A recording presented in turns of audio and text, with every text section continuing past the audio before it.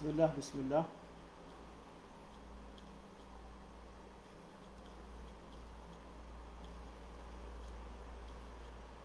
Bismillah, bismillah. Jelas insyaAllah. Oh, Alhamdulillah clear, Alhamdulillah. Barakallahu fikum. Jazakallah khair. Syekh Talha. Bismillahirrahmanirrahim. Alhamdulillahi rabbil alamin. Nahmadullah ta'ala wa nashkuruh. Wa nusalli wa nusallimu ala sayyidina Muhammadin alladhi ballagha risalah wa adda al-amanah wa nasaha al-ummah hatta atahu al-yaqin wa ala alihi wa sahbihi ajma'in.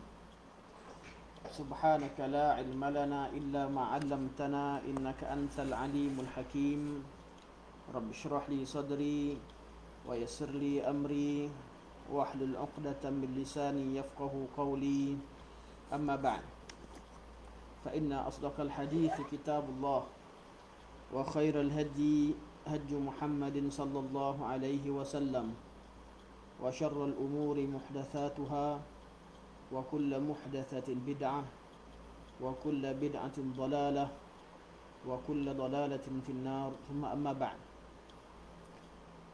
Pertamanya marilah kita merafakkan setinggi-tinggi kesyukuran kehadrat Allah Subhanahu wa taala di atas izin dan kurnianya dapat kita meneruskan majlis ilmu kita pada malam ini.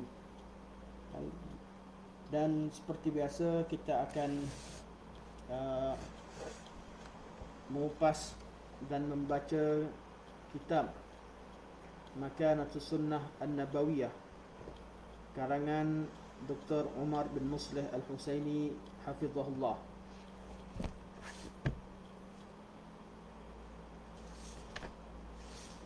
Seperti mana yang telah kita bincangkan pada pertemuan lepas berkaitan dengan tajuk hadis-hadis ahad, berkaitan dengan tajuk hadis ahad, bahawa kebanyakan hadis Rasulullah sallallahu alaihi wasallam yang diriwayatkan dalam kitab-kitab hadis kebanyakannya adalah daripada jenis hadis ahad, dan sangat sedikit hadis yang diriwayatkan mencapai martabat mutawatir dengan syarat-syarat yang disebutkan oleh ulama hadis dan ulama usul. Jadi kebanyakan hadis-hadis Nabi SAW adalah hadis ahad. Dan kita juga telah membincangkan dan kita dah sebutkan pada pertemuan yang lepas bahawa ada sebahagian daripada umat ini, sebahagian kelompok dalam masyarakat Islam yang menolak berita yang terkandung dalam hadis ahad dengan alasan ianya tidak mutawatir. Dan ahli sunnah wal jamaah ketika mereka membincangkan tentang hadis mutawatir dan ahad, perbincangan tentang mutawatir dan ahad itu bukan bertujuan untuk menceritakan tentang hadis mutawatir itu hadis yang diterima dan hadis ahad itu hadis yang tidak diterima. Mutawatir dan ahad iaitu dengan membincang yang mana hadis mutawatir adalah hadis yang diriwayatkan oleh jumlah perawi yang ramai, dan hadis ahad ialah diriwayatkan oleh jumlah perawi yang tidak sampai pada level, tak sampai kepada bilangan mutawatir. Jumlah perbincangan tentang jumlah perawi ini bukanlah bertujuan untuk menyatakan bahawa sekiranya kalau diriwayatkan dengan jumlah yang ramai baru diterima, dan kalau diriwayatkan oleh jumlah yang sedikit walaupun mereka ni thiqah kita tak terima. Bukan itu tujuan ahli sunnah. Ahli sunnah membincangkan bab mutawatir ahad setelah dimasukkan perbincangan mutawatir ahad kemudian dalam ilmu mustalah hadis, hanyalah bertujuan untuk mengetahui kekuatan suatu berita sekiranya ianya datang daripada jalan yang banyak. Dan tidak syak lagi bahawa hadis mutawatir itu dari segi sabitnya itu lebih kuat daripada hadis ahad. Namun dengan alasan itu, dengan alasan bahawa hadis mutawatir itu lebih kuat daripada ahad, dengan alasan tersebut menolak penggunaan hadis ahad dalam perkara tertentu, terutama berkaitan akidah. Ini suatu perkara yang tidak diterima oleh ahli sunnah wal jamaah. Dan kita juga telah membincangkan pada pertemuan yang lepas berkaitan dengan kisah perbincangan berkaitan dengan ta'rif ahad, dan juga hujah-hujah yang dikemukakan oleh sebahagian ulama hadis menolak golongan anti hadis.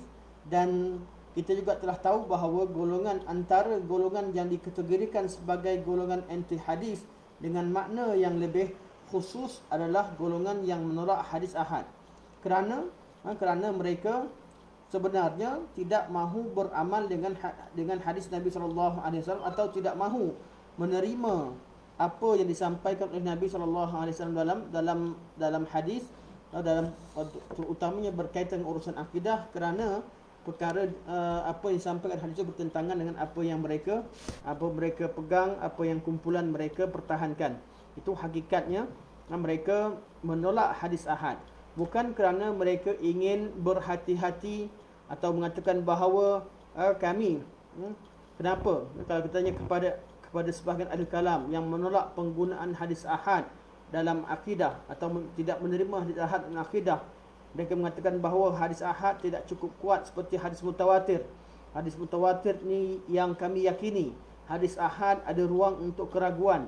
Jadi kami tidak menerima penggunaan hadis ahad dalam akidah. Kami hanya terima hadis mutawatir. Kerana hadis mutawatir itu meyakinkan, dan dalam urusan akidah kami perlu berhati-hati. Kata ahli sunnah, ini adalah alasan mereka. Ini adalah alasan mereka. Kenapa kita kata sebut alasan dan kita tidak menerima hujah yang mereka bawa? Kerana alasan mereka tolak hadis ahad kerana ingin berhati-hati. Kerana mereka tatkala bertemu dengan hadis mutawatir sekalipun, dan bertemu dengan khabar mutawatir, sama ada hadis mutawatir ataupun ayat Quran yang mutawatir, mereka sendiri tetap tidak menerima makna yang terkandung dalam Al-Quran seperti seadanya. Mereka tetap menggunakan ayat Al-Quran yang mutawatir, yang mempunyai makna yang zahir itu, dibawakan atau ditakwilkan, tahrifkan maknanya kepada makna yang mereka kehendaki. Jadi hakikatnya penolakan terhadap hadis ahad bukan kerana hadis ahad ini pada hemat mereka ianya tidak boleh dipakai, namun punca asalnya adalah tidak kuat. Namun punca asalnya kerana mereka ingin mempertahankan akidah yang mereka anuti. Dan itu sebab Ahlussunnah wal Jamaah dalam bab ini mereka mengatakan bahawa golongan yang menolak hadis ahad dalam akidah sebenarnya mereka sebahagian daripada golongan yang anti hadis, walaupun mereka tidak pernah akur dan mengaku tentang perkara tersebut.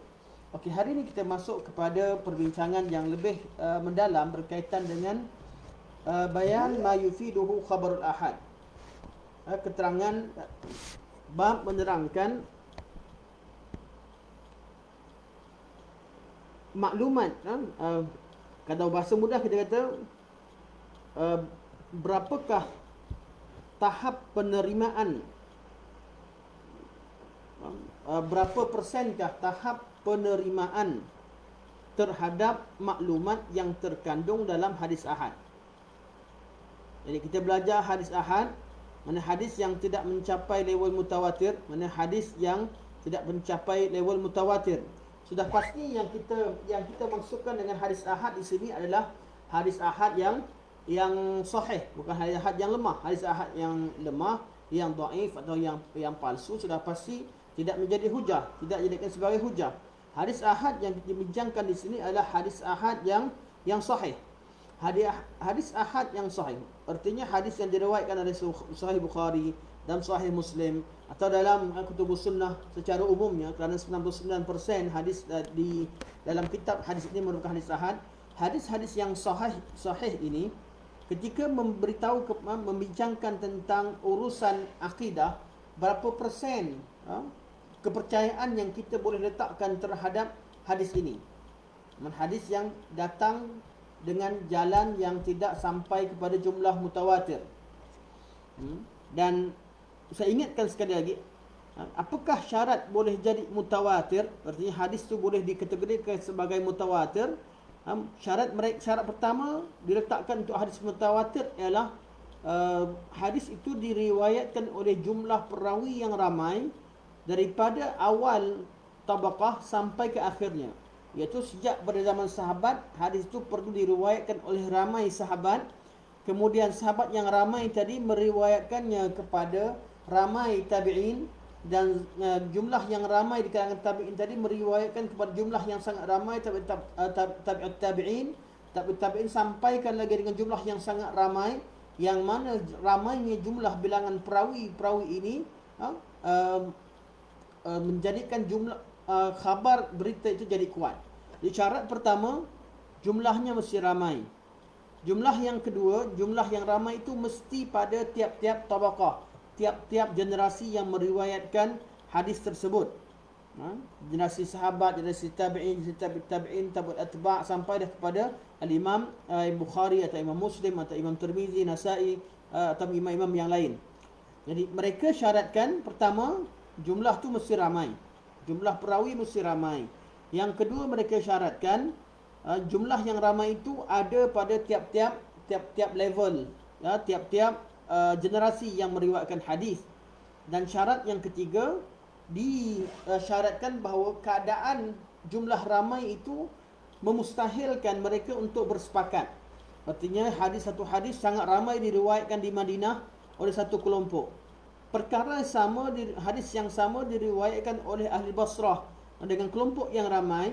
Begitu juga diriwayatkan oleh ahli Iraq dengan jumlah yang ramai, dan antara mereka ni tidak kenal satu sama lain, dan mereka takkan bersepakat, mereka takkan mampu bersekongkol untuk menipu terhadap hadis Nabi SAW.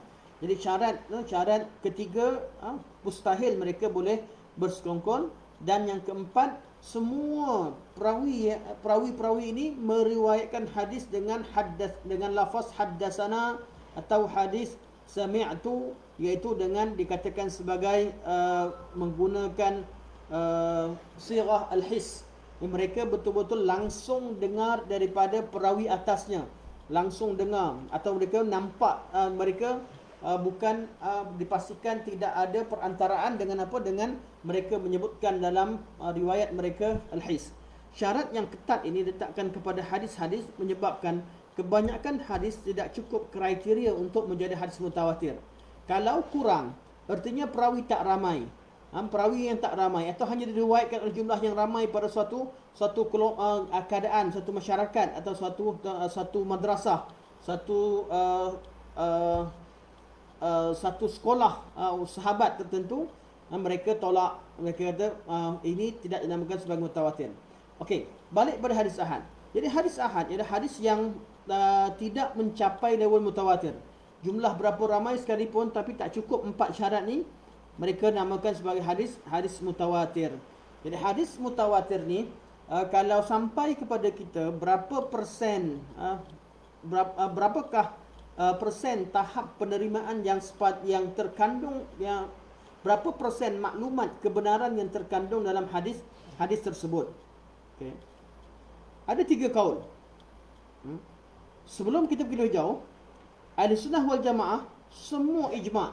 Ahli Sunnah wal Jamaah ijma' bahawa bab amal, bab hukum fiqah, bab hukum hakam memang diterima hadis ahad. Ini sebelum kita pergi lebih jauh. Sama ada mazhab mana sekalipun, termasuk ahli kalam, termasuk semua ahli sunnah, termasuk mazhab ahli kalam, termasuk mazhab Asy'ariyah, termasuk mazhab Mu'tazilah, mazhab mana sekalipun, mereka sepakat bahawa dalam bab beramal dengan hadis ahad mereka terima. Artinya selain daripada masalah akidah boleh terima, tapi masalah akidah tak terima. Masalah fiqh, hadis mazhab fiqh, walaupun ahli kalam, mereka menerima hadis ahad. Sebab bab beramal, bab fiqh mereka terima. Tapi yang mereka tak terima adalah bab akidah. Sebab itulah kita bincangkan bab ini. Berkaitan dengan bab akidah, berkaitan dengan level ke tahap kepercayaan yang ada pada hadis mutawatir ada berapa? Ada berapa persen? Ada 3 kaul. Ada tiga pandangan ulama berdasarkan kepada keadaan hadis ahad. Kelompok pertama, pandangan pertama, mereka mengatakan bahawa hadis ahad diterima 100%. Kandungan hadis ahad kalau dia sahih. Hadis ahad kalau sahih. Kalau hadis itu sahih, maklumat yang terkandung dalam hadis sahih yang ahad itu diterima 100% tanpa ada sebarang keraguan, tanpa ada 1% pun ruang untuk mengatakan bahawa ada kemungkinan kesilapan berlaku dalam periwayatan bila ianya sahih. Pandangan ini diriwayatkan oleh sebahagian ada salah satu daripada riwayat daripada Imam Ahmad. Begitu juga pandangan ini diriwayatkan oleh sebahagian daripada anak-anak murid Ahmad seperti Ibn Abi Musa. Begitu juga riwayat ini riwayat daripada sebahagian daripada riwayat Imam Malik, dan ianya merupakan pandangan yang dipertahankan oleh Ibn Khuwais Mindad dari kalangan ulama Malikiyah. Dan pandangan ini merupakan pandangan golongan bermazhab Al-Zahiriyah keseluruhannya. Begitu juga dipegang oleh Al-Haris Al-Muhasibi, salah seorang ahli zuhud daripada kalangan ulama dari kalangan ahli salaf, dan Al-Qarabisi di kalangan usul fiqh. Dan mereka pandangan ini pandangan jumhur ahlul hadis. Maksudnya kalau ahlul hadis secara umumnya mereka hanya tengok kepada sahih atau tidak sahih satu berita tersebut. Mereka tidak membezakan antara tak bezakan antara ilmu dan amal. Iaitu mereka tak bezakan antara hadis tu bercerita tentang akidah ataupun hadis yang bercerita tentang tentang urusan fiqh. Okey, bagi ahli hadis mereka terima semua, dan ini kaul yang pertama, artinya menerima kebenaran yang terkandung dalam hadis ahad sekiranya sahih, terima 100%. Ini pandangan pertama. Pandangan yang kedua, mereka kata annahu yujibul ilma wa yaqta'u bihi idza ihtaffat bihi al-qara'in. Hadis ahad dipercayai maklumat yang terkandung dalamnya itu 100% apabila ada qarinah, apabila ada faktor, adanya sokongan-sokongan, ada beberapa faktor sokongan yang menunjukkan bahawa ianya hadis ini adalah hadis yang tidak diragui kesahihannya. Artinya apa? Artinya hadis ahad pada peringkat awal, ketika kita dengar satu berita yang disampaikan oleh kelompok yang kecil, kita terima berita tersebut, namun kita belum percaya 100%. Kecuali bila berita tersebut disertai dengan qarinah-qarinah yang menunjukkan apa yang kita dengar daripada mereka itu benar. Contoh, kita dengar bahawa rumah jiran kita ada ahli jiran kita meninggal dunia. Kita dengar berita. Daripada mana? Daripada sekelompok pemuda lalu depan rumah kita, beritahu kita, lalu dia beritahu, bang tahu tak jiran kita tu meninggal? Siapa? Namanya Ali. Pak Ali yang kat hujung rumah hujung tu meninggal. Saya dengar berita daripada pemuda yang jalan tadi. Berita ni pemuda baru jalan dari rumah awam tu datang sampai bersaya. Ketika kali pertama saya dengar berita tersebut, saya percaya, tapi belum lagi 100%. Sebab ada kemungkinan saya mungkin fikir mereka bertiga ni mungkin tersilap, mungkin tersalah Pak Ali lain, atau macam-macam kemungkinan. Namun setelah saya lalu depan rumah, saya pergi ke depan rumah Pak Ali, saya nampak van jenazah di depan. Nampak van jenazah parking di depan rumah. Nampak orang ramai. Dan saya nampak orang dah siapkan keranda. Ada keranda yang sedang diuruskan, yang diangkat masuk dalam rumah.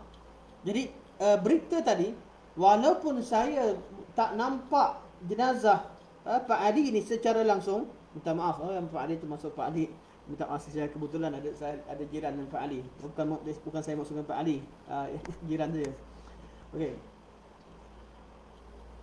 Dan bila adanya qarinah ini, artinya adanya faktor sebab-sebab sokongan, adanya qarinah menyebabkan berita tadi saya percaya.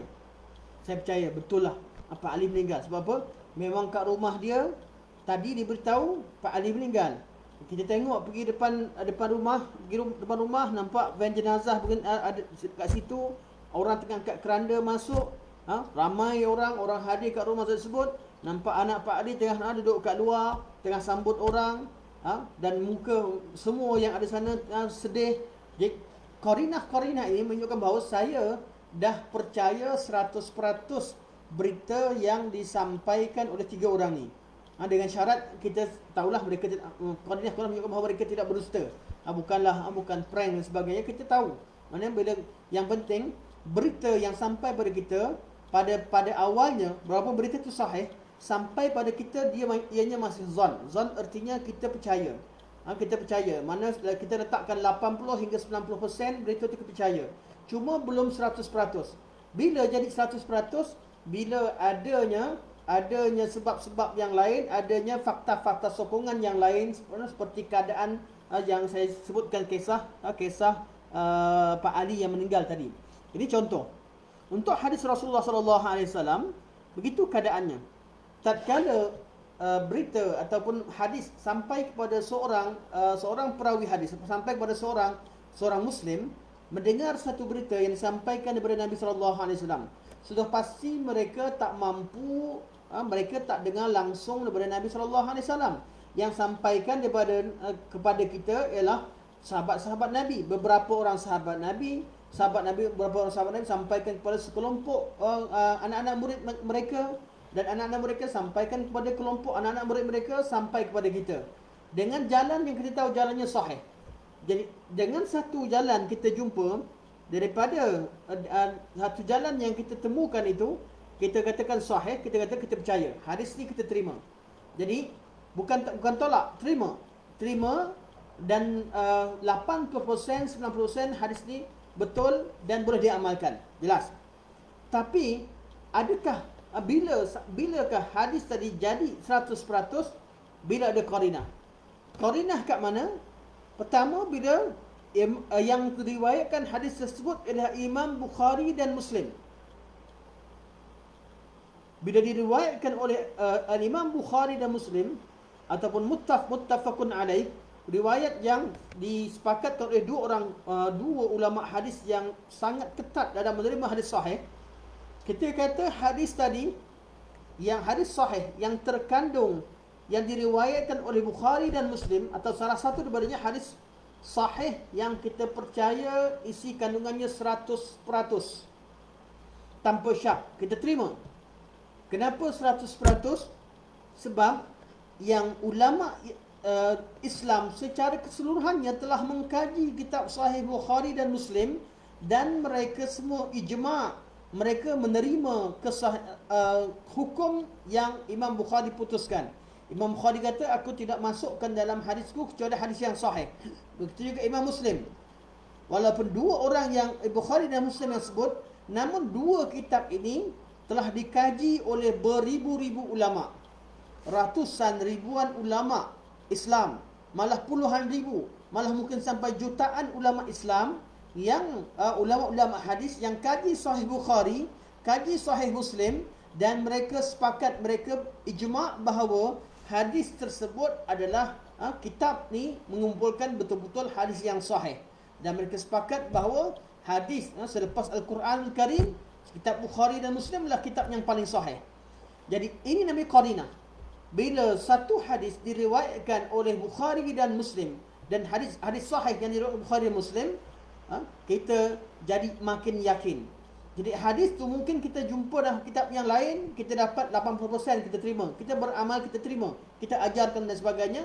Yang cukup ghalabatul zan, maksudnya kita sampai level hampir yakin itu, kita dah boleh beramal dah. Itu tanpa ada perbezaan pandangan di kalangan ulama, ghalabatul zan. Tapi nak sampai pada level langsung tak ada syak, bila ada qarinah. Antaranya ialah diriwayatkan Bukhari Muslim, Ataupun bila dikaji sanad pula, bagi perawi hadis, bagi ulama hadis, mereka kaji sanad tersebut, walaupun jumlah mereka hanyalah tak sampai kepada jumlah 70 orang atau jumlah 40 orang atau jumlah 10 orang, 6 orang saja riwayatkan berita tabaqah, tapi 6 orang itu semuanya ulama-ulama besar, semuanya ulama-ulama yang dipercayai, maka berita tersebut menjadi berita yang kuat. Contoh qarinah, berita berkaitan dengan Pak Ali meninggal tadi. Saya tak yang sampaikan pada saya cuma seorang tadi atau 2 orang datang bawa berita Pak Ali rumah hujung tu meninggal. Jadi saya dapat berita tersebut, saya terima. Tapi saya terima berserta dengan apa? Berserta dengan qarinah yang dibawa. Walaupun jumlahnya hanya 2 orang yang sampaikan, tapi mereka ada bawa surat kematian, mereka ada pada masa sama mereka bawa gambar bahawa kubur dah digali, nama betul-betul nama Pak Ali, nombor IC pun betul, semua sekali. Jadi dengan dokumen-dokumen tersebut, sokongan tersebut menunjukkan bahawa berita itu benar. Okay, terus ini adalah pandangan kedua. Jadi ulama hadis, ulama ahlul ilmu, mana ulama-ulama tatkala membincangkan tentang berapakah persen kebenaran ataupun tahap level keyakinan kita terhadap kandungan hadis ahad, ada 3 kaul. Ada yang kata 100% sejak pada awal, tak perlu cerita tentang qarinah. Dari awal lagi, kalau hadis sahih cukuplah. Bila hadis sahih, perawinya siqah sahih, sebab bila hadis sahih terima saja 100%. Kita kena percaya, jangan tolak. Pandangan yang kedua, mereka kata hadis sahih walaupun sahih, tapi mesti ada qarinah lain yang menunjukkan ianya perlu dipercayai 100%. Maksudnya peringkat awalnya berita, peringkat awal hadis sahih ahad, hadis ahad yang sahih yang datang begitu sahaja, dia hanya zon. Maksudnya 90% atau 90%, dia belum 100% kita yakin kebenarannya. Bila disertai dengan kemudian datang berita yang baru atau datang qarinah yang baru, ia jadi 100%. Ini pandangan yang kedua. Pandangan ketiga, mereka mengatakan bahawa hadis ahad hukumnya zanni selama-lamanya. Artinya selagi jumlah yang sampaikan ilmu hadis itu bukan jumlah yang ramai, jadi kita tak boleh yakin 100% hadis ni 100% betul. Kita terima bahawa hadis ni hadis Nabi SAW, hadis ni sahih, tapi dia ahad. Tak ramai yang meriwayatkannya. Bila tak ramai, kita letakkan dia ada persen untuk kita mengatakan bahawa ada kemungkinan salah berlaku. Yang pandangan ini, iaitu bahawa hadis ahad yufidul zan, adalah pandangan ahlul kalam. Ahlul kalam. Kebanyakan ahlul kalam, dan kata Imam Nawawi, ulama-ulama muhaqqiqin di kalangan ahlul kalam. Jadi mereka mengatakan bahawa hadis ahad takkan sampai 100%, takkan sampai 100% kita yakin. Tak sama macam hadis mutawatir. Sekarang ada 3 kaul. Kaul yang kata 100% sejak pada awal kita terima hadis ahad, bahawa kita percaya 100%. Kaul yang kedua, pandangan kedua kata masa awal kita dengar berita hadis ahad, dia adalah hadis yang kita zon, kita hampir yakin tapi belum yakin sepenuhnya, kecuali adanya faktor-faktor sokongan. Dan kaul ketiga kata hadis ahad hanya memberikan kita zon, sampaikan berita, tapi berita itu tak boleh yakin 100%. Okey. Sebelum pergi lebih jauh berkait bandingan akidah dan ataupun tidak, Ahli Sunnah wal Jamaah, kalau kita tengok, kaul pertama diriwayatkan daripada sebahagian Ahli Sunnah wal Jamaah, malah jumhur al-hadis. Kaul yang kedua juga riwayat di kalangan ulama Ahli Sunnah wal Jamaah.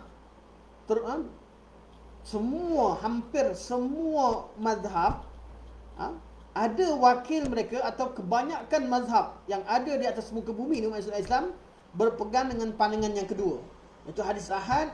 Ada pada peringkat awalnya dia, kalau tidak ada qarinah, dia jadi zanni. Dan kalau ada qarinah, dia akan jadi yakin. Yakin ni ataupun 100% kita terima. Kaul ketiga, kaul ahlul kalam, yang mengatakan bahawa hari Ahad selama-lamanya takkan berita tersebut 100% diyakini. Walaupun kaul ini kita kata kaul ahlul kalam, tapi untuk peringkat ini ada juga di kalangan ulama-ulama ahli sunnah al-hadis yang berpandangan dengan pandangan demikian. Jadi kita pegang dulu 3 kaul. Ada 3 kaul. Tiga kaul diriwayatkan daripada ahli sunnah wal jamaah. Cuma kaul yang pertama dan yang kedua itu kebanyakan ahli sunnah wal jamaah. Kaul yang ketiga yang kata hadis ahad boleh takkan sampai kepada level yakin, level 100% boleh diterima. Itu kaul ahli kalam dan kebanyakan ahli kalam. Dan perbincangan sampai di sini belum ada apa-apa masalah yang besar. Cerita tentang persen. Sebab apa? Sebab bagi ahli sunnah wal jamaah cukup untuk satu berita itu bila ianya sahih dan kita cenderung kepada kesahihannya, artinya hampir kepada walaupun sama ada 100% ataupun hampir pada 100% kita yakin, kita dah wajib terima dah berita tersebut. Kita boleh terima dah berita ni berita yang betul. Sama ada ianya 100% sejak pada awal ke, atau 100% kemudian ke, atau 90%, 80%, tapi dia ghalabatul zon. Zon yang persennya besar untuk kita yakin dan percaya. Dan tak ada masalah. Tapi masalah berlaku kat mana? Masalah yang berlaku setelah itu. Apabila golongan ahlul kalam menggunakan alasan daripada bab bahawa hadis ahad ianya tidak mencapai hadis mutawatir, menggunakan hadis ahad tidak mencapai level 100%, tidak mencapai level yakin 100%, mereka gunakan alasan tersebut untuk tolak hadis ahad dalam akidah. Oleh kerana mereka melakukan perbuatan demikian, iaitu menggunakan alasan tersebut untuk menolak hadis ahad, maka ulama-ulama hadis yang membincangkan tentang penghujahan hadis ahad dalam akidah, mereka menentang golongan ahli kalam bukan pada keadaan cerita yang kita bincangkan tadi, tapi kerana tidak mahu menerima hadis yang telah sabit dan sahih walaupun mereka yakini sebagai ianya zanni. Jadi saya harap apa yang saya terangkan secara umum ni tuan-tuan dapat tangkap secara umum, walaupun perbincangan ini antara perbincangan yang sangat detail. Saya akan cuba syarahkan sedikit-sedikit, harap tuan-tuan dapat tangkap. Okey, apakah dalil untuk kaul pertama? Kaul pertama kata bila hadis Nabi sahih sahaja, hadis ahad sahih sahaja, terima 100%. Mana tak ada tanpa syak, terima 100%. Mereka berdalil kepada beberapa dalil utama. Pertama, mereka kata, annal amala bihi wajibun bi ijma'is salaf. Beramal dengan hadis ahad adalah wajib berdasarkan kepada pandangan pandangan salaf secara ijma'. Tak ada seorang pun ulama salaf kata kalau hadis ni hadis ahad, kita tak boleh beramal dengannya.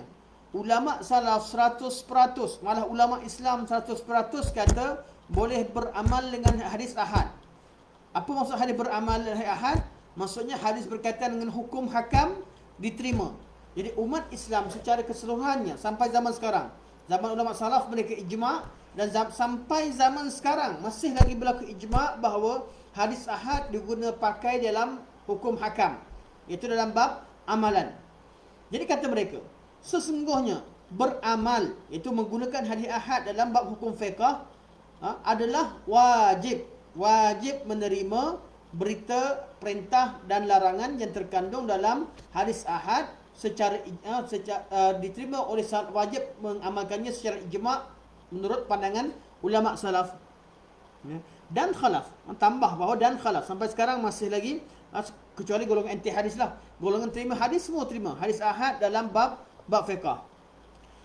Jadi apa hujah mereka? Mereka kata wal amalu mulazimun lil amal. Kata mereka, amal itu suatu perkara yang melazimi ilmu. Artinya apa? Seseorang takkan beramal kecuali dia meyakini kebenaran yang ada dalam dalam berita tersebut. Jadi mereka kata, buat apa nak kenapa ulama salaf memang beramal dengan hadis ahad tanpa sebarang syak, semuanya diamalkan. Apa yang menyebabkan kalian bezakan antara bab fiqh dengan bab akidah? Sama saja. Bab akidah berkaitan dengan berita, bab fiqh berkaitan dengan suruhan dan perintah, berkaitan dengan hukum hakam. Sebagaimana kalian menerima hadis ahad dalam bab hukum hakam, kalian juga wajib terima hadis ahad dalam bab akidah, kerana kedua-duanya kerana orang yang beramal dengan hadis ahad dalam hukum hakam, mereka hakikatnya percaya dengan isi kandungan yang terkandung dalam hadis ahad tersebut. Dan mereka kata li'anna dhann la yughni min al-haqqi syai'a, kerana dhann itu prasangka tidak sedikit pun berguna dalam mencapai kebenaran. Jadi kalau kita boleh beramal dengan hadis ahad dalam masalah fiqh, artinya kita percaya 100% isi kandungan yang terkandung dalam hadis ahad. Ini pertama, hujah mereka menggunakan logik akal. Dan logik ini logik yang kuat. Kalau fiqh boleh beramal, kita boleh beramal dalam masalah fiqh, kenapa pula dalam masalah akidah tak nak terima? Sedangkan kedua-duanya datang daripada Nabi SAW. Nabi SAW yang ajarkan kita hukum hakam, Nabi juga yang ajar kepada kita akidah.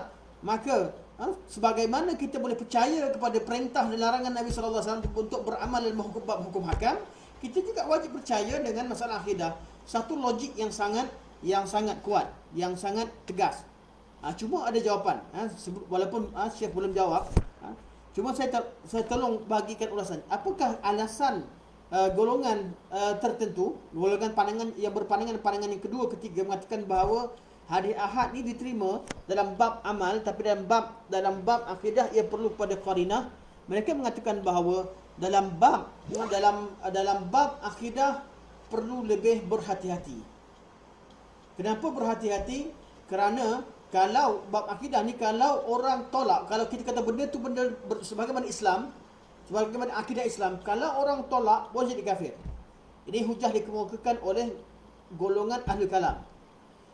Manakala golongan yang kedua, iaitu golongan yang mengatakan bahawa hadis ahad ni levelnya pada peringkat awalnya level zon, kemudian bila banyak sangat qarinah yang ada, dia akan naik level kepada level yakin. Kenapa kami mengatakan bahawa pada peringkat awalnya zon, dan dalam bab amal boleh beramal, dalam bab akidah perlu tengok pada qarinah. Mereka kata bab amal cukup ghalabatul zon. Kami bukan kerana hujah golongan ni, kalau kamu tak percaya dengan berita, buat apa kamu amal? Kata golongan yang kedua kata, kami bukan tak percaya, kami percaya, cuma tak sampai 100%. Masalah bab fiqh dia berkaitan dengan perintah larangan Allah. Bila kita tahu bahawa kita dah cenderung bahawa kaul ini kaul yang sahih, mana adanya tarjih dalam hati kita cenderung bahawa hadis ni sahih, kecenderungan dan mengatakan bahawa berita ni lebih kuat kepada ianya sahih, itu dah cukup untuk beramal. Tapi untuk mengatakan bahawa ini 100% betul, yang lain tak boleh terima, salah, bahawa inilah dia perkara yang hak dan yang lain adalah batil, itu perlukan kepada 100%, perlukan kepada keyakinan 100%. Okey.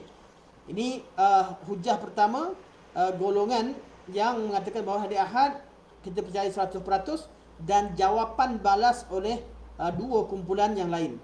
Hujah yang kedua dibawa oleh golongan yang mengatakan bahawa hadis ahad ini 100% diterima. Mereka berhujah dengan ayat Al-Quranul Karim, ayat surah Taubah ayat 122. Allah sebut falaula nafara min kulli firqatin minhum ta'ifatul liyatafaqahu fid din wa liyunziru qaumahum idza raja'u ilaihim. Allah kata la tanfiru kaffah. Allah kata jangan dalam satu masyarakat Islam, jangan semua sekali keluar pergi berjihad fi sabilillah. Mana dalam sebuah negara, jangan semua sekali keluar berjihad jadi askar. Hendaklah ada sebahagian daripada kalangan orang Islam, sebahagian, falaula nafara min kulli firqatin minhum, kalaulah ada sebahagian daripada mereka, ta'ifatun, ada sekumpulan. Ta'ifah mana satu pihak. Janganlah semua sekali keluar berjihad fi sabilillah. biarlah dalam masyarakat ada satu pihak, taifah, liyatafaqahu fid din, yang pergi belajar tuntut ilmu agama, mendalami ilmu agama. Jadi kata Allah, jangan semua jadi tentera jihad fisabilillah. Ada sebahagian yang lain, biar ada sekelompok ataupun ada satu pihak yang pergi belajar agama dan mendalaminya. Kenapa? Supaya nanti mereka bila belajar agama, mereka tahu tentang hukum hakam, mereka balik semula pada kaum mereka, mereka akan sampaikan, mereka akan ajarkan kepada golongan yang tidak pergi belajar. Secara ringkas macam makna ayat ini. Iaitu Allah SWT merintahkan supaya dalam satu masyarakat, tidak semua pergi keluar berjihad fi sabilillah, malah perlu ada satu pihak yang pergi belajar ilmu, supaya mereka dapat sampaikan peringatan kepada golongan yang tak ikut menuntut ilmu. Jadi ilmu, sebagaimana adanya keperluan untuk jihad, keperluan tuntut ilmu juga penting. Jadi apa kaitan ayat ni dengan tajuk perbincangan? Iaitu mereka menggunakan ayat ini untuk menunjukkan bahawa wajib terima hadis ahad, sebab Allah Subhanahu Wa Taala menggunakan perkataan taifah. Falaula nafara min kulli firqatin minhum taifatun. Kalaulah janganlah semua sekali keluar berjihad fi sabilillah, dan hendaklah pada tiap-tiap kelompok itu ada taifah. Taifah ada satu pihak. Taifah dalam bahasa Arab digunakan pakai yang bermaksud satu pihak atau satu kelompok. Kelompok dengan menggunakan lafaz taifah dalam bahasa Arab, ianya adalah kelompok yang kecil. Kelompok yang kecil, bukan kelompok yang besar. Taifah digunakan pakai untuk sekelompok yang kecil. Sama ada seorang, dua orang dan bawah daripada 10. Bawah daripada jumlah 10. Mana 2 orang, 3 orang, 4 orang, 5 orang, 6 orang, 7 orang, 8 orang, 9 orang dipanggil taifah. Di taifah, ada satu taifah di kalangan umat Islam, Allah kata suruh pergi belajar tuntut ilmu. Tak semua pergi berperang fisabilillah. Jadi mereka ni pergi belajar tuntut ilmu, Allah perintahkan supaya mereka ni belajar betul-betul dan mereka sampaikan agama kepada golongan yang tak pergi tuntut ilmu. Jadi mereka ni taifah, jumlah mereka tak sampai level mutawatir, jumlahnya tak ramai. Yang lafaz taifah, jumlahnya tidaklah seramai seperti mana yang disebutkan dalam syarat mutawatir. Sudah pasti taifah ini mereka adalah satu kelompok yang tak ramai. Ataupun minta maaf, bukan sudah pasti tak ramai. Taifah boleh digunakan pakai untuk jumlah yang ramai, boleh juga digunakan untuk jumlah yang tidak sampai pada jumlah yang ramai. Hanya sekadar seorang, 2 orang, 3 orang pun dah guna taifah. Lafaz Quran umum. Jadi menunjukkan bahawa apa? Dalam bab ilmu agama perlu diterima, tak perlu terlalu ramai. Tak perlu kena hantar semua sekali satu kontijen hantar belajar ke semua sekali bawa berita yang sama baru percaya. Tak cukup ada sebahagian yang pihak yang mendalami, dan Al-Quran menggunakan lafaz taifah.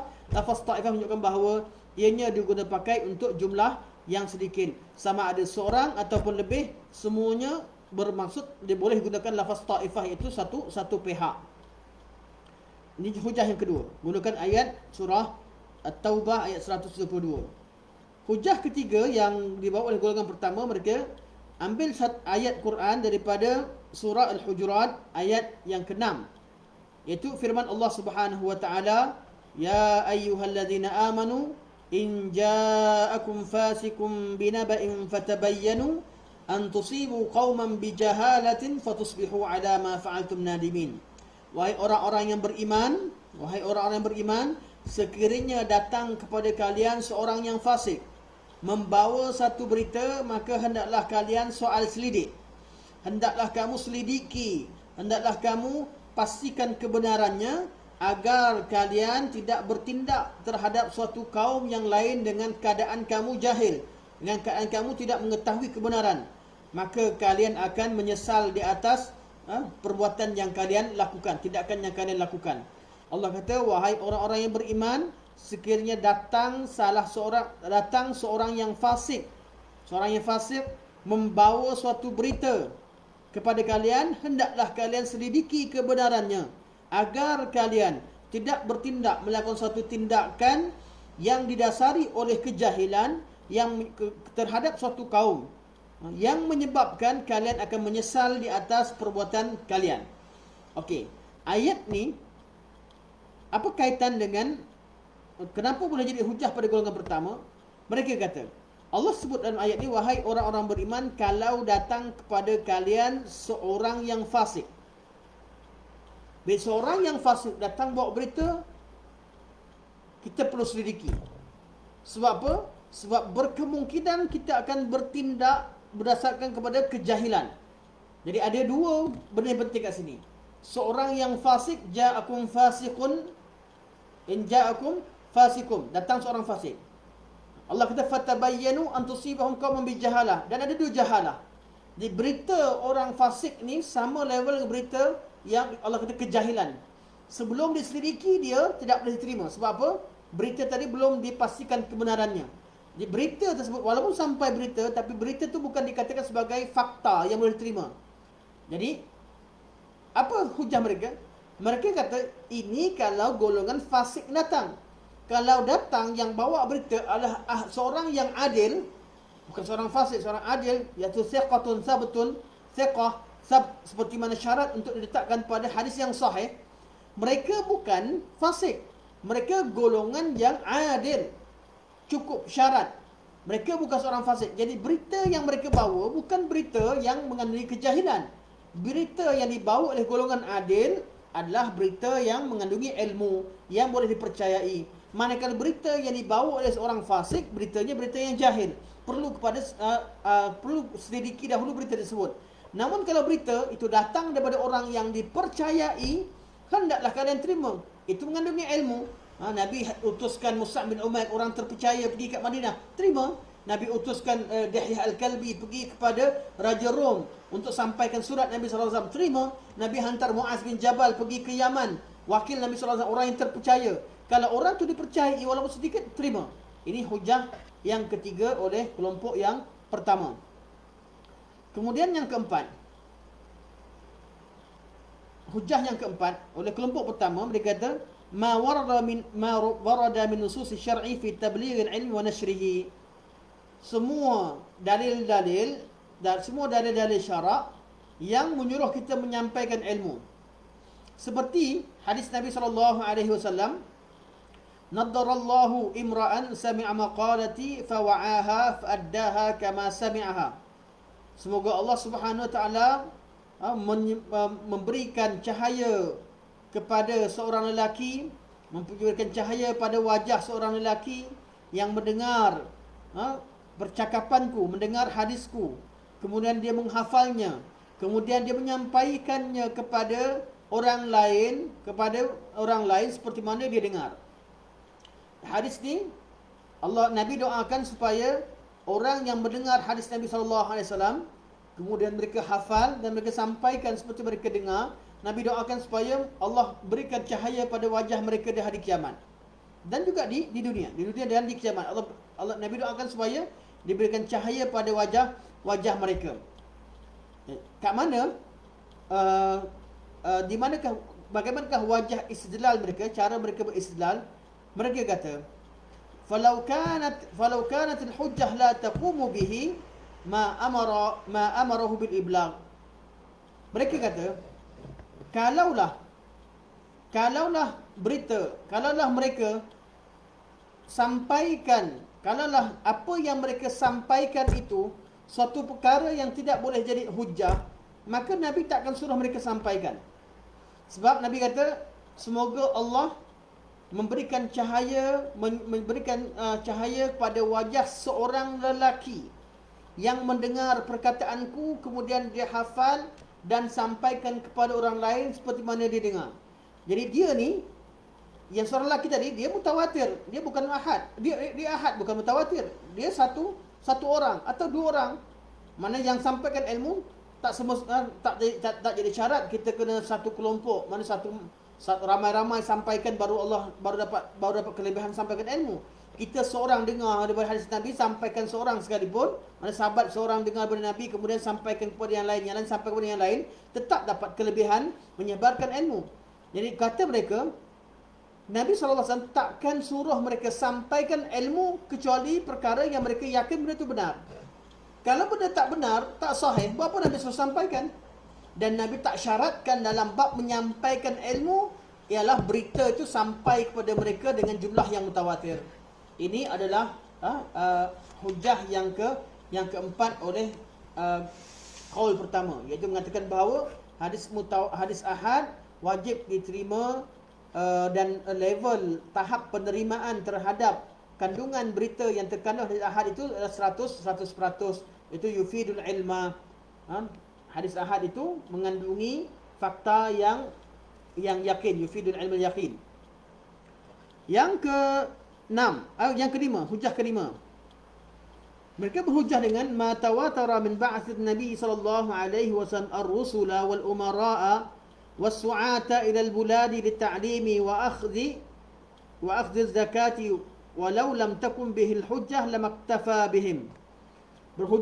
Mereka berhujah dengan semua utusan-utusan Nabi yang Nabi utuskan, sama ada yang bawa surat ataupun yang menjadi gubernur-gubernur di negeri-negeri umat Islam, ataupun yang diutuskan untuk mengajarkan ilmu di negeri-negeri Islam, ataupun yang diperintahkan, yang diutuskan untuk memungut zakat. Mereka semua diperintahkan untuk bawa berita yang disampaikan oleh Nabi SAW ke negeri masing-masing, ke tempat masing-masing, dan masyarakat perlu taat kepada mereka, perlu menerima, perlu taat dan percaya dengan apa yang mereka sampaikan kepada Nabi SAW.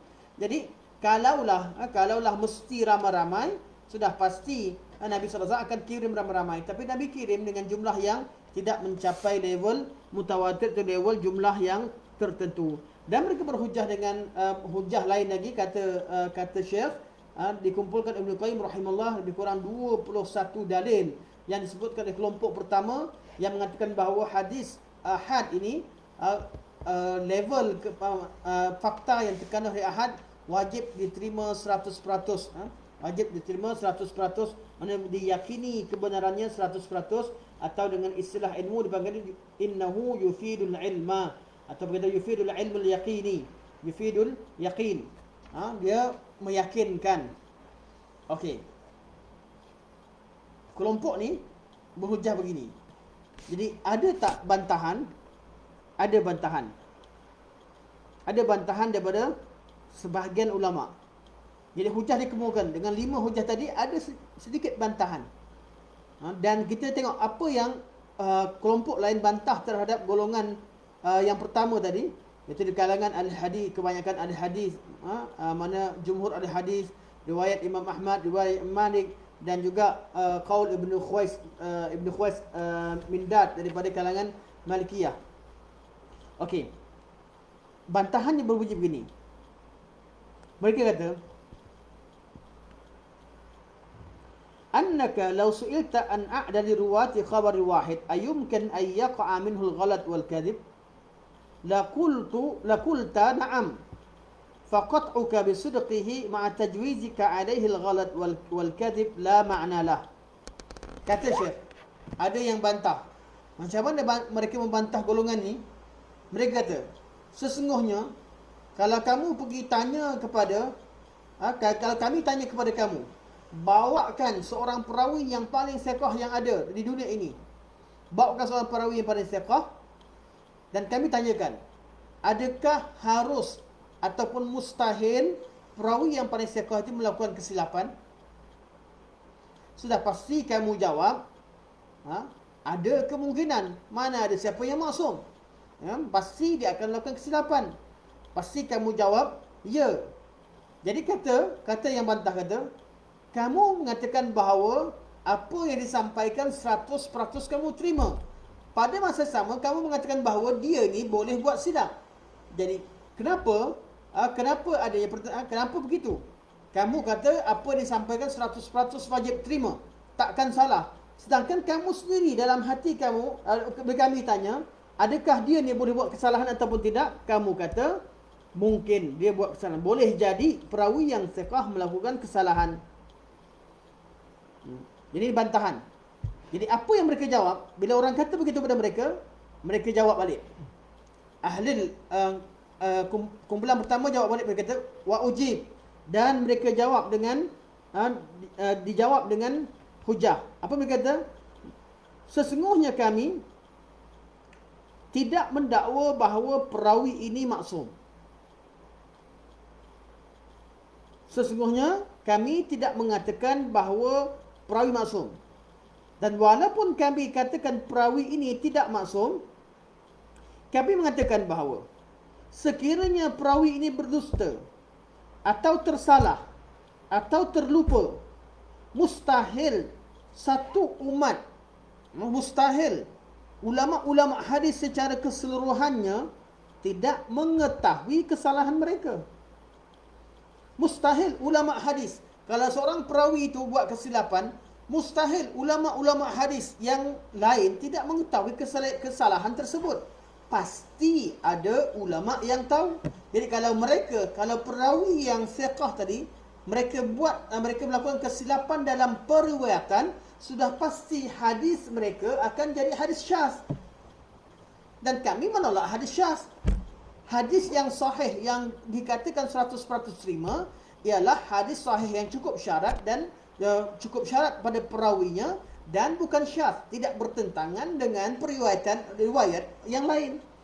Jadi hadis ahad, dalam hadis perawi yang dikatakan sebagai perawi yang thiqah tadi, disyaratkan berita yang mereka terima tadi tidak bertentangan dengan berita yang dibawa oleh perawi yang lain, perawi yang lebih thiqah daripadanya. Jadi kalau disilap, pasti ulama hadis dapat tahu kesilapannya. Dan jangan gunakan hujah ini untuk menolak hadis ahad yang diterima 100%. Sebab apa? Sebab yang diterima 100% yang kami maksudkan apabila tidak berlaku kesilapan dalam periwayatan setelah adanya kajian di kalangan ulama hadis. Dan mereka tambah, mereka kata, dan Allah Subhanahu wa taala telah memberikan jaminan bahawa Allah Subhanahu wa taala akan memelihara sunnah Nabi sallallahu alaihi wasallam bersama dengan jaminan Al-Quranul Karim sebagaimana disyarahkan sebelum ini. Dan Nabi juga telah memberitahu bahawa umat ini takkan diam terhadap suatu kesalahan pun. Umat ini takkan bersepakat menerima suatu kesesatan. Pasti mereka akan bersuara, pasti ada pihak yang mengetahui kesesatan tersebut dengan jaminan daripada Allah Subhanahu wa taala. Jadi ini jawapan golongan yang pertama. Siapa mereka yang mengatakan bahawa hadis kalau ia sahih walaupun ahad diterima 100%, ini adalah pandangan Ibnu Khuwais Mindad, pandangan satu riwayat Imam Ahmad, riwayat daripada Imam Malik dan riwayat Al-Zahiriyah dan sebagainya. Okey, mana satu. Saya harap ni agak detail sikit, saya harap tuan-tuan dapat cuba dengar dan dapat tangkap insya-Allah, dapat ingat. Jadi apa pula dalil kumpulan kedua? Kumpulan pertama selesai. Dalil yang sangat kuat dan yang berkata dengan kata-kata ini pun di kalangan ulama-ulama hadis, di kalangan ulama-ulama besar, termasuk satu riwayat daripada Imam Ahmad dan satu riwayat daripada Imam Malik. Jadi kita dengar hujah pertama. Dah disebutkan.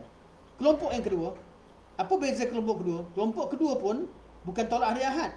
Mereka kata hadis ahad memang kita percaya 100%.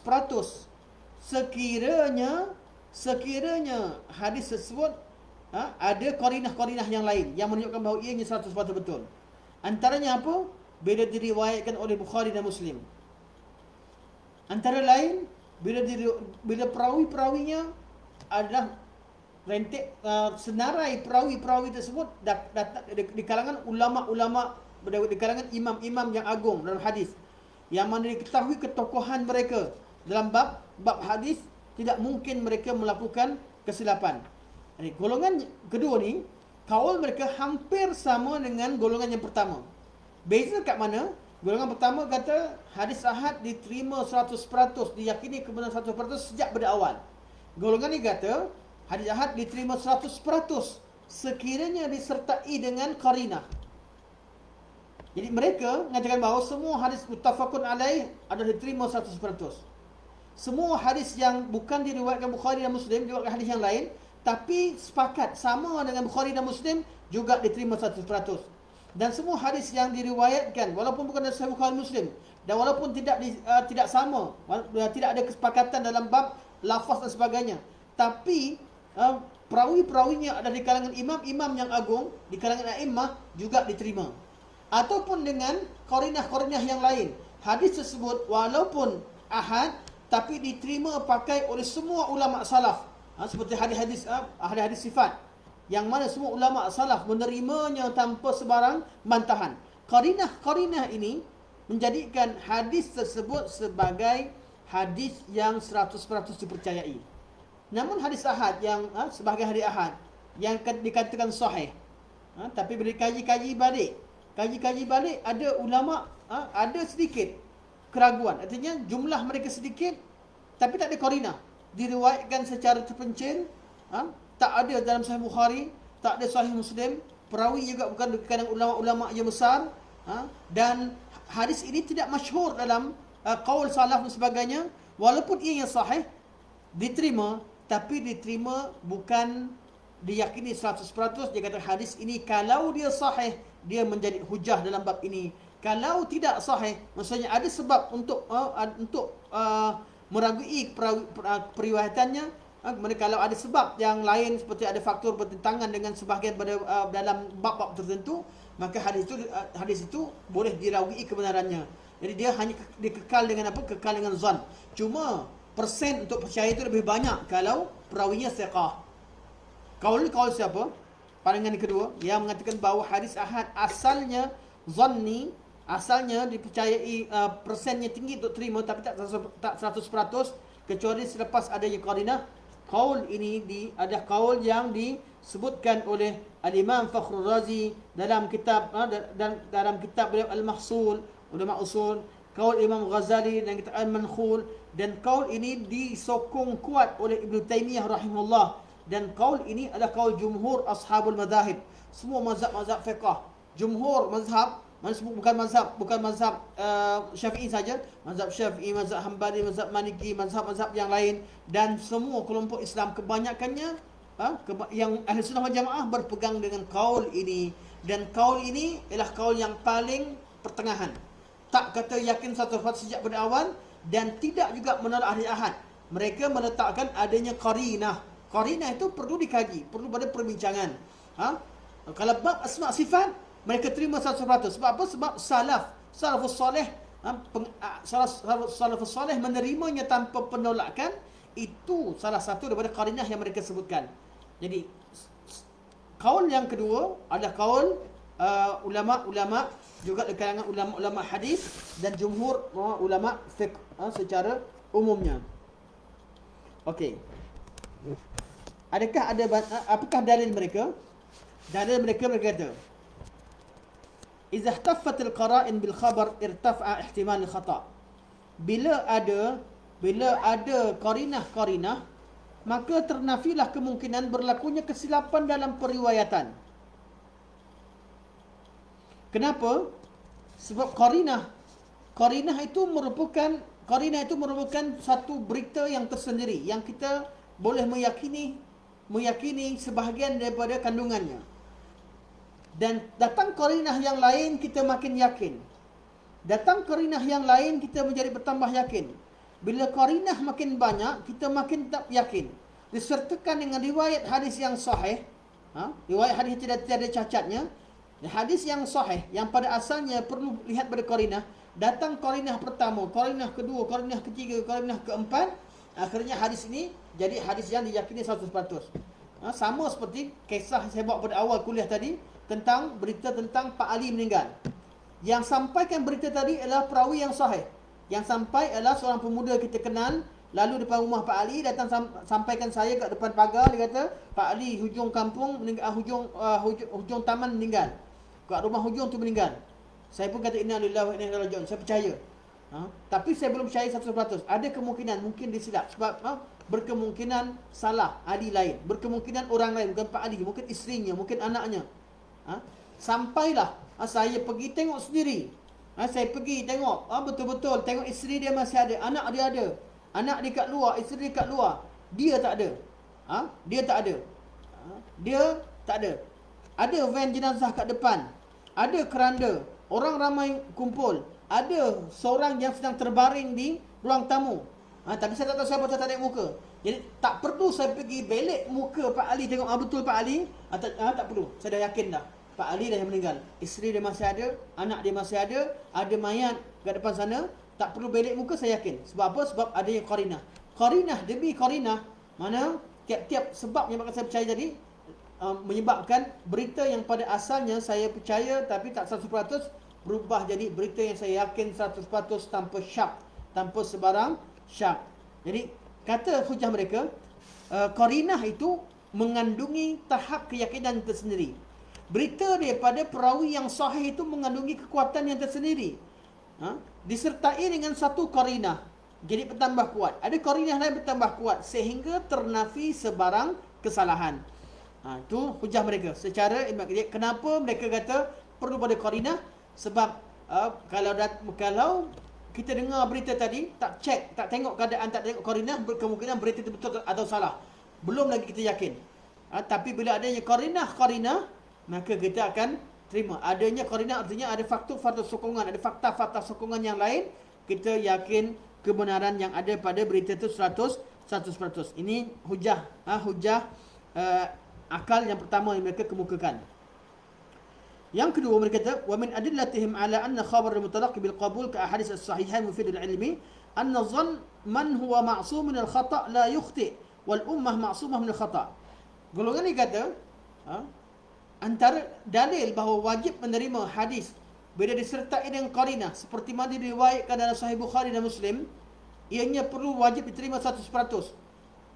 Manakala hadis yang lain perlu ada kajian lagi. Tapi kalau hadis Bukhari Muslim cukup dalam Sahih Bukhari Muslim diterima 100%. Kenapa?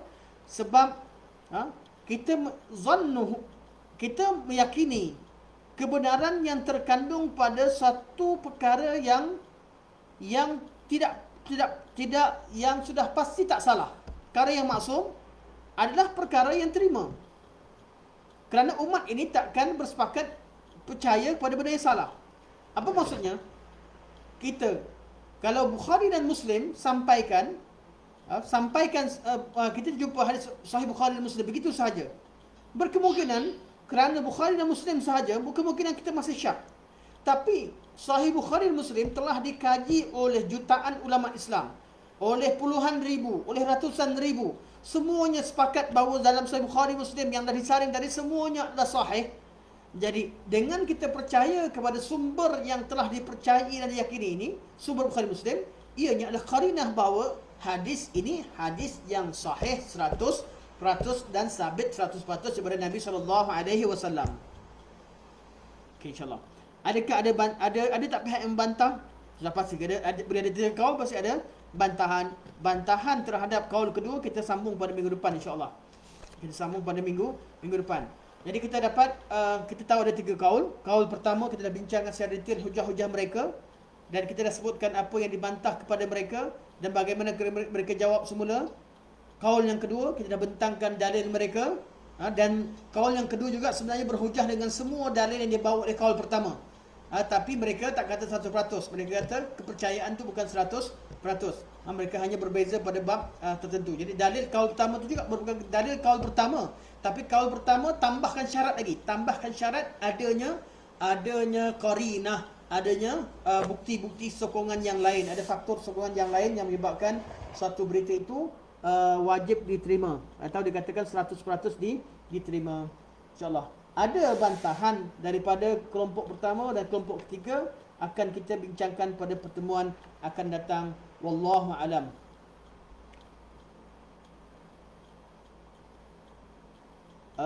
Tuan-tuan boleh komen kejap, faham ke tidak apa yang saya ajar pada malam ni? Puan Rohani bersama kita lagi. Yang kita belajar pada malam ni insya-Allah agak detail, agak dalam, tapi bukanlah benda yang tidak difahami. Mudah. Kalau mudah difahami sekiranya kita bagi fokus sepenuhnya, dan insya-Allah. Okey, ada komen Abu Muhammad Namawi, alhamdulillah Ustaz, jelas untuk bab ini. Maaf kerana terlewat, kerana sedikit untuk join. Afwan saya. Barakallahu fikum. Hayakallah. Okey, okey jelas. Okey, sampai setakat ini jelas, alhamdulillah, insyaallah. Kaul pertama kita tahu bahawa ada 3 kaul. Tiga kaul ni sebelum kita saya tak katakan kaul ketiga tu kaul yang perlu ditolak 100% lagi, belum. Kita terima je kaul pertama, faham cara mereka berhujah dan apakah bantahan terhadap mereka dan macam mana mereka jawab. Itu kita dengar. Kita dengar dan kita fahamkan dulu. Jangan hukum dulu. Walaupun kita yakin bahawa kaul Ahlussunnah itu benar. Masalahnya Ahlussunnah dalam tiga kaul ini ada Ahlussunnah padanya. Kaul pertama kaul Ahlussunnah, kaul kedua Ahlussunnah, kaul ketiga walaupun kebanyakan ada kalam, mereka juga ramai juga Ahlussunnah yang sokong pandangan tersebut. Alhamdulillah. Okey, barakallahu fikum. Terima kasih kepada Tuan Haji Lutfi, pada Ustaz Lutfi Hakim. InsyaAllah jelas. Alhamdulillah. Barakallahu fikum. Okey, ni berkaitan dengan bab hadis ahad. Dan kita belum lagi sampai kepada perbincangan yang lebih detail yang disebutkan oleh Syekh. Dan kita dah detail tapi belum lagi habis kaul. Jadi kita insyaAllah sambung pada pertemuan akan datang kerana kita dah hampir pukul 11. InsyaAllah terima kasih banyak-banyak kerana tuan-tuan bersama dengan saya dengan apa yang saya sampaikan. Semoga apa yang saya sampaikan itu dapat difahami yang baik pada Allah Subhanahu Wa Taala, yang lemah kurang pada saya sendiri. Semoga kebaikan yang ada itu Allah ganjari dengan pahala yang tidak terhingga, dan kalau ada kekurangan saya mohon maaf dan semoga Allah ampunkan kekurangan tersebut. Puan ni kata tak dapat catat, Ustaz laju sangat, minta maaf. InsyaAllah Puan boleh ulang balik, tengok balik, insyaAllah boleh buat catatan, insyaAllah. Kena kerja tambah sikit lah, bertambah kerja. Alhamdulillah kita tetap ada rakaman sokongan, insyaAllah. Tengok balik, catat semula, insyaAllah. Semoga Allah mudahkan urusan, insyaAllah. Sampai sini saja. Subhanakallahumma hamdika asyhadu an la ilaha illa anta astaghfiruka wa atubu ilaik. Wa sallallahu ala sayyidina Muhammad wa ala alihi wa sahbihi wa baraka wa sallam. Walhamdulillahi rabbil alamin. Wassalamualaikum warahmatullahi wabarakatuh. Alhamdulillah umilina masema, alhamdulillah, barakallahu fikum. Terima kasih kepada Tuan Muhammad Omar Khalid, pada Ustaz Lutfi, Puan Rohani Muhyiddin, semua yang bersama. Jazakumullah khairan. Assalamualaikum warahmatullahi wabarakatuh. Afwan Puan Nur Afidah.